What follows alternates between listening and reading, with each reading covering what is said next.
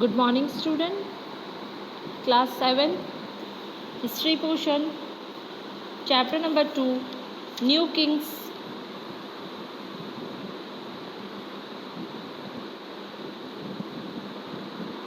New Kings and Kingdoms, Chapter number 2, page number 12.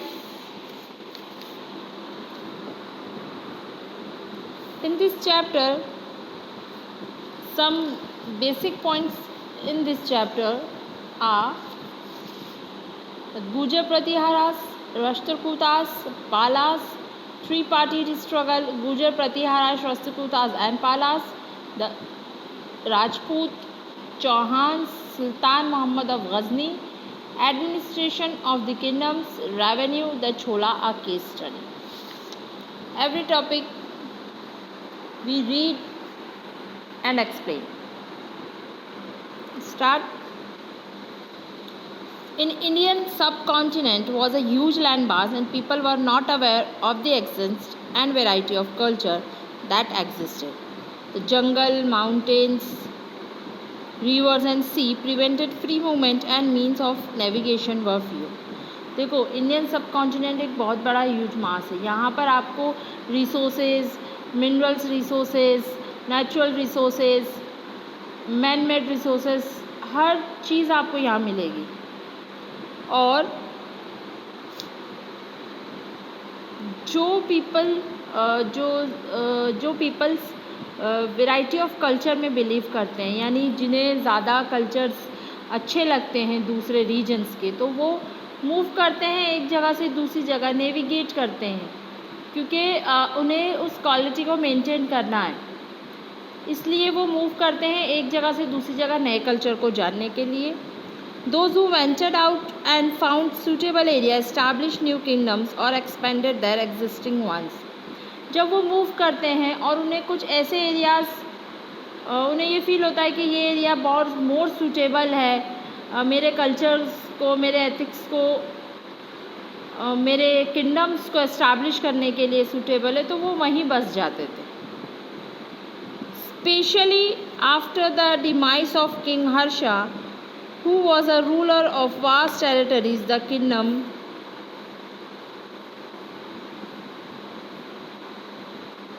splitting into smaller domains and become weak without a central control. और हमें ये अलग अलग kingdoms सबसे ज़्यादा कब दिखे? जो किंग थे हर्षा,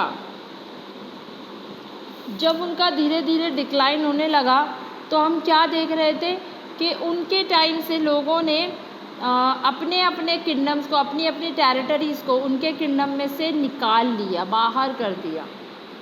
जैसे हम ऑरेंज पील करते हैं, पील करने के बाद हम एक एक स्लाइस ऑरेंज के जब निकाल देते हैं तो बाकी कुछ नहीं बचता है ना. उसी तरह कंप्लीट एक ऑरेंज जो होता है, उसको पील करने के बाद अगर उसके स्लाइसेस को डिवाइड कर दिया जाए तो वो ऑरेंज ख़त्म, बिल्कुल ख़त्म. हमारे हाथ में छिलके बचेंगे. सेम उसी तरह किसी किंगडम्स को अगर उसके बड़े बड़े लैंडलॉर्ड्स, उसके बड़े बड़े चीफटेंस, उसके बड़े बड़े कमांडर इन चीफ अपनी पावर को एक्सटेंड करके उसके किंगडम में से अपनी टेरिटरी लेके अलग हो जाएं, तो उसका किंगडम धीरे धीरे छोटा होता जाएगा और एक दिन वो ख़त्म हो जाएगा. तो यही हुआ. The subcontinent of kings were either big landlords or warrior chiefs and were known as सामंतास.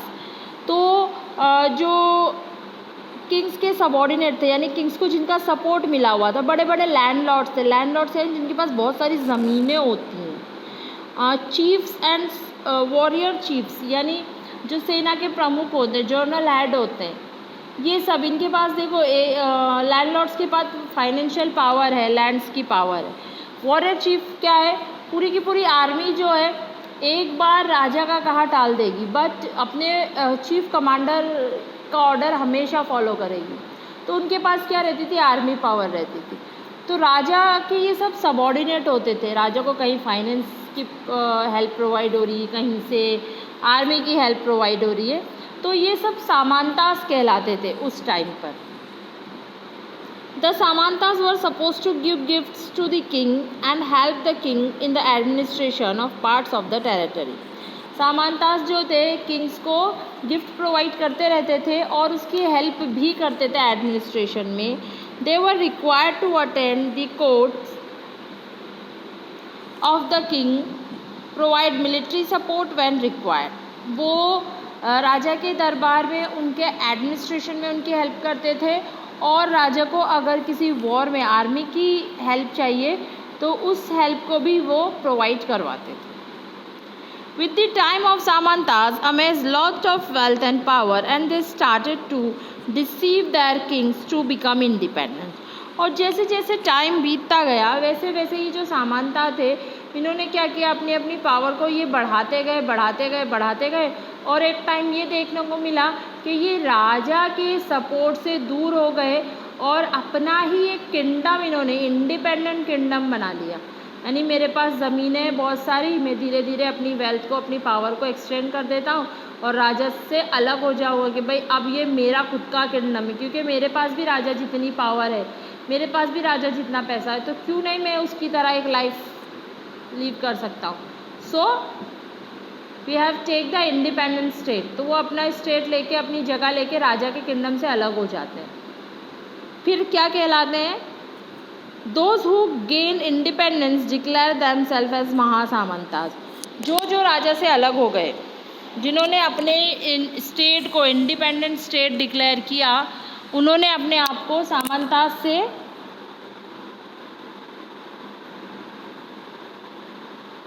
महासामंतास बना लिया। A famous example of this is the case Dantidurg, a Rashtrakuta chief who overthrew the Chalukya king or overlord, a performed ritual called Hiranyagarbha।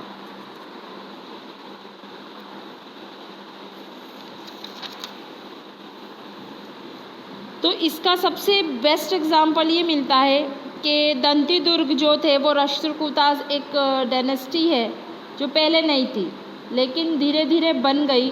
तो उसके जो chief थे दंतीदुर्ग, उन्होंने चालुक्यास पे overthrow कर लिया, यानी वो चालुक्या के चीफ कमांडर थे और उन्होंने धीरे धीरे अपनी पावर को अपनी वेल्थ को बढ़ाया और उन्होंने चालुक्या को ही ओवरथ्रो कर दिया, उससे अलग हो गए, अपना एक इंडिपेंडेंट किंगडम डिक्लेयर कर दिया कि अब हम चालुक्यास के अंडर नहीं आते, हमारा खुद का एक किंगडम है जिसका नाम है राष्ट्रकूतास। किंग और overlord and perform a ritual called हिरण्यगर्भ। ये हिरण्यगर्भ क्या है? ये वर्ड है बच्चों, हिरण्यगर्भ। There were other Brahmins who give up these basic profession and started ruling kingdoms and become kings. ये हिरण्यगर्भ क्या है कि देखो पहले हिंदुइज्म में हम क्या देखते हैं, हम हिंदुइज्म में 4 टाइप्स की डिवाइडेशन देखते हैं। फर्स्ट ब्राह्मण, second Kshatriya, third Vysya and शूद्र। तो ये कहा जाता है ब्राह्मण्स को एजुकेशन लेने का हक है और जो गॉड से रिलेटेड जितने भी वर्क है वो ब्राह्मण से देखते हैं और जितने भी एजुकेशन का सिस्टम है वो भी सब ब्राह्मण से फील करते हैं। लेकिन क्षत्रिय जो है वो वॉरियर होते हैं, वो किंग्स होते हैं। तो जो नए इंडिपेंडेंट किंगडम्स जो क्षत्रिय नहीं होते वो अपने आप को, क्योंकि उस टाइम ये माना जाता था कि अगर आप क्षत्रिय ग्रुप बिलोंग करते हो तो आप किंग बन सकते हो। अगर आप क्षत्रिय नहीं हो लेकिन आपके पास पावर आ गई, आपके पास वेल्थ आ गई किंग के बराबर, फिर क्या, आप तो क्षत्रिय हो नहीं। तो एक प्रोसेस निकाली गई जिसका नाम रखा गया हिरण्यगर्भा। यहाँ पे क्या होता था, एक गोल्ड का बहुत बड़ा पॉट बनाते थे बेटा, इतना बड़ा कि एक ह्यूमन, एक इंसान उसमें जाकर आराम से बैठ जाए। तो एक गोल्ड का पॉट बनाया जाता था, उसे सन के सामने रखा जाता था और कुछ रिचुअल परफॉर्मेंस होती थी। रिचुअल परफॉर्मेंस यानी मंत्र उच्चारण, पूजा पाठ एक्सेट्रा एक्सेट्रा, ऐसी कुछ चीज़ें होती थी, ऐसी कुछ प्रक्रियाएं प्रोसेस होती थी। उसके थ्रू क्या करते थे, उस पर्सन को जो क्षत्रिय में डेवलप होना चाहता है क्योंकि वो किंग बनना चाह रहा है, तो उसे क्या करते थे, उस पॉट में बिठा दिया जाता था और उसमें उसे मिल्क से बाथ करवाया जाता था और फिर उसे उस पॉट में बिठा के कुछ प्रोसेस करके रिचुअल परफॉर्मेंस करके फिर उसमें से, उस पॉट में से उसे निकाला जाता था। तो ये कहा जाता था कि अब ये जो है इसे गॉड की तरफ से ये पूरी तरीके से अपनी कास्ट को चेंज कर चुका है। अब ये क्षत्रिय बन चुका है, जो भी कास्ट उसे लेनी थी एज अ किंग। तो गर्भ यानी जो स्टमक होता है जहाँ पे बच्चा रहता है अपने मदर के स्टमक में, तो इसी तरह एक ये गर्भ है, ये जो पॉट है ये गर्भ है। अब इसमें से ये जो निकल कर आए, पहले जो गए थे वो दूसरे थे, अब जो निकल कर आए वो पूरी तरह से चेंज होकर निकल कर आए, यानी इनकी कास्ट और इनका जो सरनेम वगैरह था सब चेंज हो चुका है। Some example are the case of Kadamba Mayuri Sharman in Karnataka, Gurjara Pratiharas Harichandra in Rajasthan, which are evidence of this trend. तो ये जो हिरण्यगर्भा का ट्रेंड है ये हमें कर्नाटक के कदम्बा मयूरी शर्मन में देखने मिलता है, गुजरात के गुर्जर प्रतिहारास हरिचंद के राजस्थान में भी ये सिस्टम हमें देखने को मिलता है।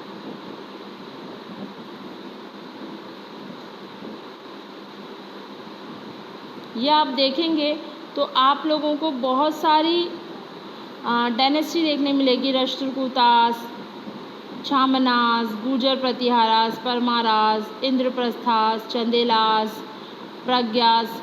ये कन्नौज है, देखो यहाँ पे ये जो ट्री पार्टी स्ट्रगल हम पढ़ेंगे ना, ये रहा कन्नौज। तो ऐसे बहुत सारे स्टेट हमें ये देखने को मिलते हैं।